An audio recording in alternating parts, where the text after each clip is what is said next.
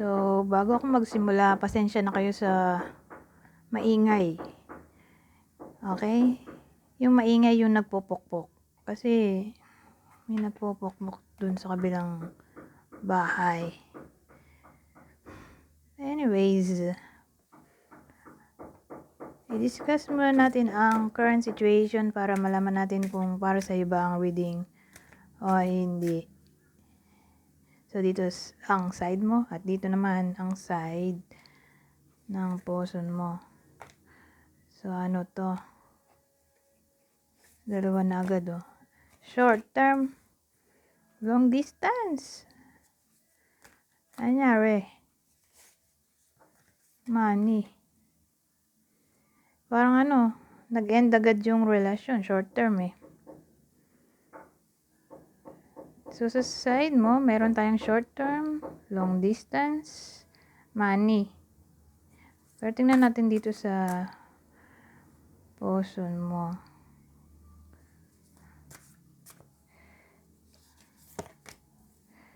Travel. Ay, malamang magkalayo kayo.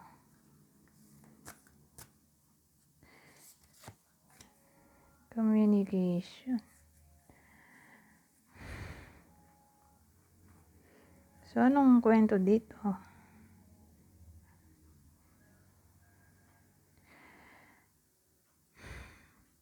So, ang dating, saglitan nga lang yung relasyon nyo. Siguro dahil magkalayo kayo, kaya nag-end agad. Pero may money tayo dito. Pwedeng mapera ka. O ito yung pinagawayan nyo. Kaya kayo nag-iwalay agad. Kasi more like separation reading to. At ang tawag dito, period ng relasyon nyo ay saglit lang. Sabihin natin 1 taon. O baka nga 6 months lang. Wala pa yata. Matagal na 1 month. Ay, matagal na 1 month. Matagal na 1 year. Ganon ang dating dito.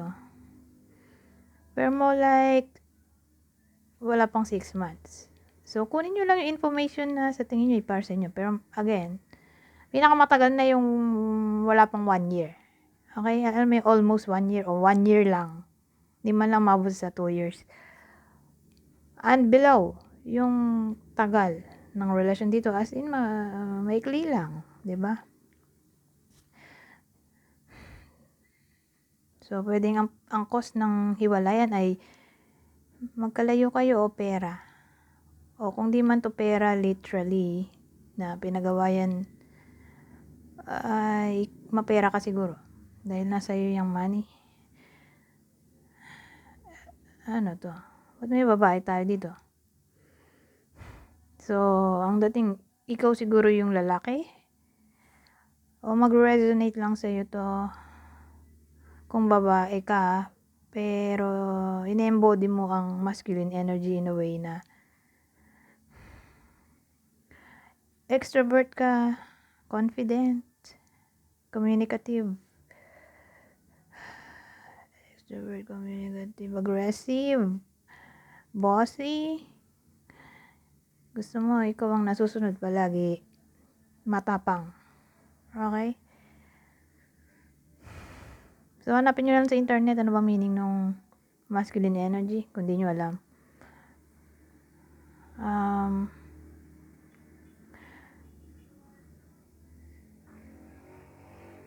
Ano to? Travel. Either napag-usapan nyo yung traveling bago kayo nag-break. Kung long distance talaga. Na magkikita, pero hindi na natuloy dahil nag-break nga.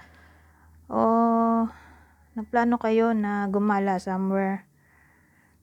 Kaya lang for some reason, nag-break na.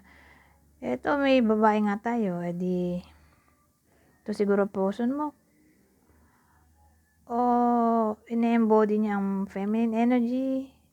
More like 40 years old and above na yung edad nito pag matured woman. Communication. So, inisip ko nga ito sa kato napag-usapan nyo na magkita pero for some reason di na nga natuloy dahil nag-break na agad. O nag-usap kayo na magta-travel kayo somewhere pero hindi na nga natuloy.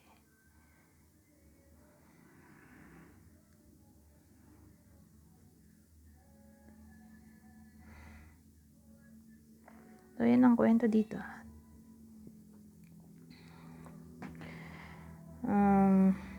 Edi break na pala sila. Break na pala kayo. Kung kwento mo man to. Anong mensahe niyo para sa isa't isa? Ngayon na hindi na kayo nag-uusap.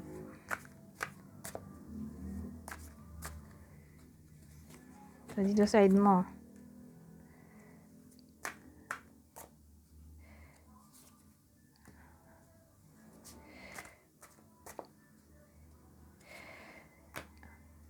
Ito sa, nahulog. Side niya.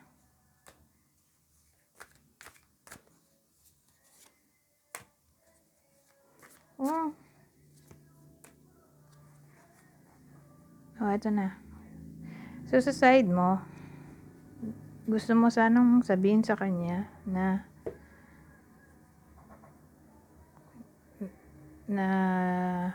I fell in love the moment I saw you. So, ngayon na hindi na kayo nag-uusap, ito siguro ang gusto mong sabihin sa kanya. O kung sakali man na makapag-usap kayo, ito yung gusto mong sabihin na in-love ka kagad nung nakita mo siya.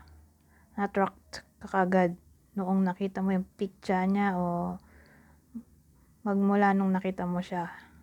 Parang love at first sight. I am working on myself.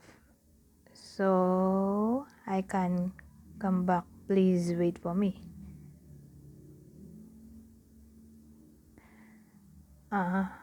Siguro ikaw yung nakipag-break. O ewan ko. Whether ikaw yung nakipag-break o hindi. Parang gusto mong bumalik eh. Gusto mong balikan siya. Whether ikaw yung binirake o ikaw yung nakipag-break. Sabi kasi, I'm working on myself so I can come back. Please wait for me. Parang gusto mo sabihin sa kanya na magbabalik ka pa. Nasanay maantay ka niya. Inaayos mo lang sa ngayon ang buhay mo. Ganun dating. Kaya hindi ka pa ready. Na para bang win-wish mo na sana mahintay ka niya. Sa panahon na ready ka na magbalik.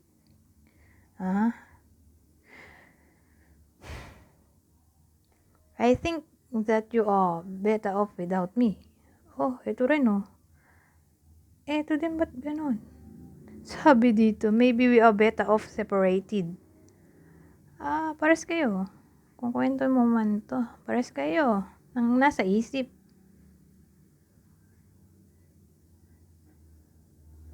Na para bang sa palagay mo, mas okay kung wala ka na lang sa buhay niya.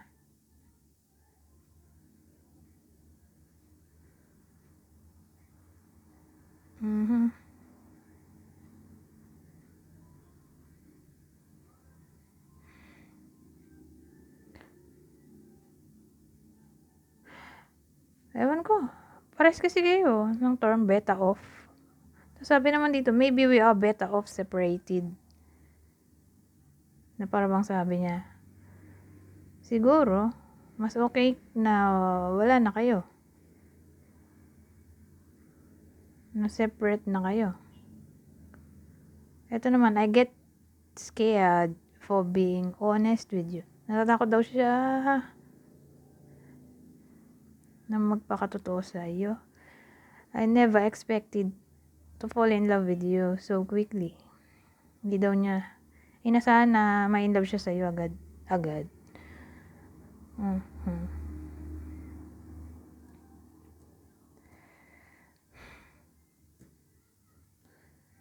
So sa ngayon, pares kayo nang nasa isip. Parang di pa right time. O feeling nyo mas okay na wala na lang kayo sa buhay ng isa't isa. O tingin nyo gano'n, mas okay.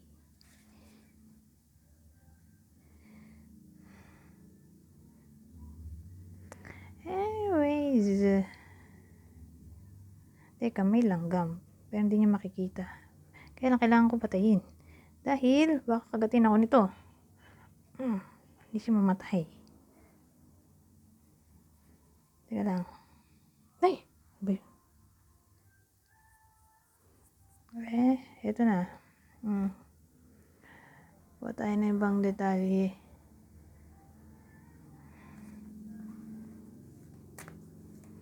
Ibang detalye. Ask for what you want. Let the universe and other people know what you need. Sabihin mo raw kung anong kailangan mo sa universe o sa ibang tao. Kung anong kailangan mo o kung anong gusto mo. Daughter, the answer to your question involves your daughter o daughter. Okay? Ewan ko. Yung iba sa inyo siguro may anak na. May ano tayo dito, anak na babae. Na para bang makakatulong siya sa problema mo. Nowadays,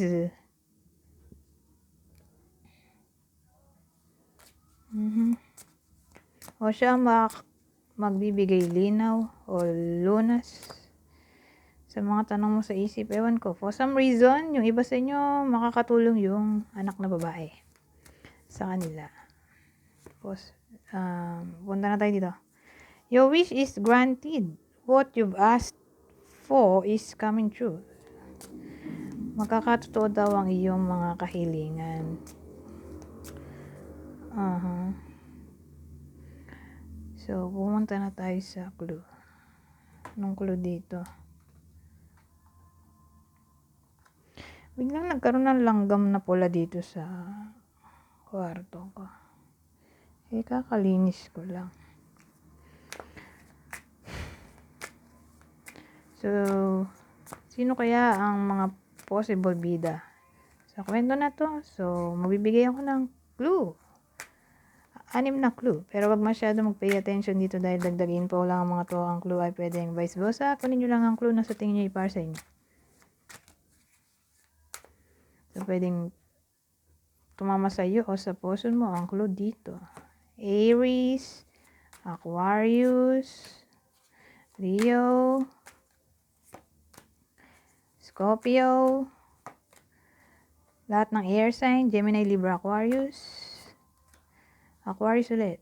So, ulitin ko, Aries, Aquarius, Leo, Scorpio, lahat ng air sign, Gemini, Libra, Aquarius, Aquarius. Anyways, hanggang dito na lang. Goodbye for now.